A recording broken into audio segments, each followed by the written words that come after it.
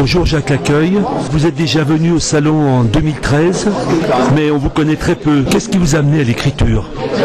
Alors, j'étais professeur de lettres, donc j'ai toujours aimé écrire, et puis comme je fréquente beaucoup l'eau doux, j'ai désiré un jour, c'était l'objet du sujet de mon premier livre, j'ai désiré exprimer toute ma passion pour la Franche-Comté à travers un livre, donc où j'ai retracé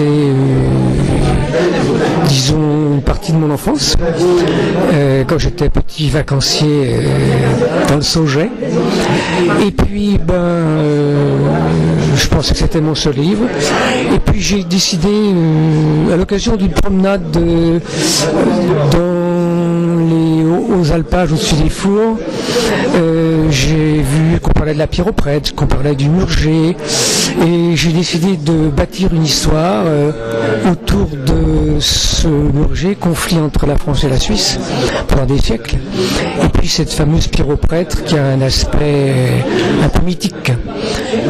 Donc est né ce roman. J'imaginais le bisaïeul d'un prêtre qui s'appelait l'abbé Tissot, qui était originaire des Fous et que j'ai connu à Lièvremont, et c'est ainsi que m'est venue l'idée de ce personnage.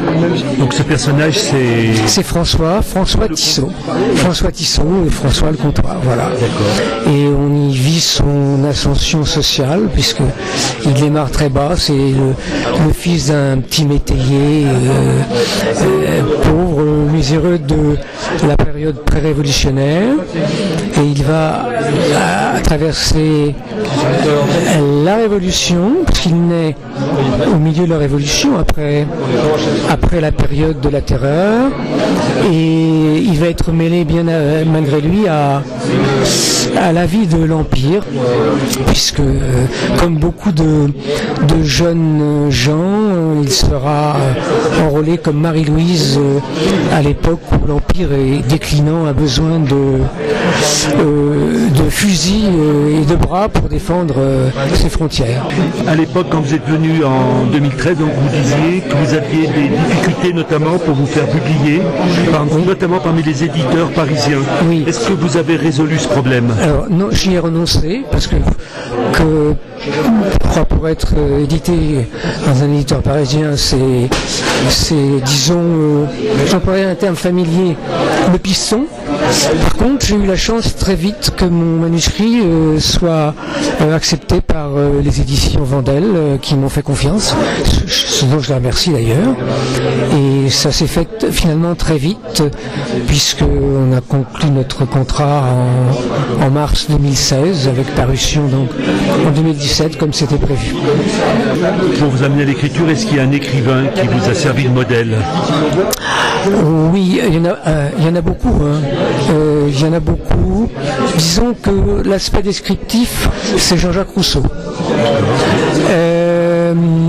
L'aspect poétique, c'est plutôt Baudelaire, Rimbaud, Victor Hugo. Victor Hugo, que je cite d'ailleurs à l'entrée de mon ouvrage, si j'ose dire.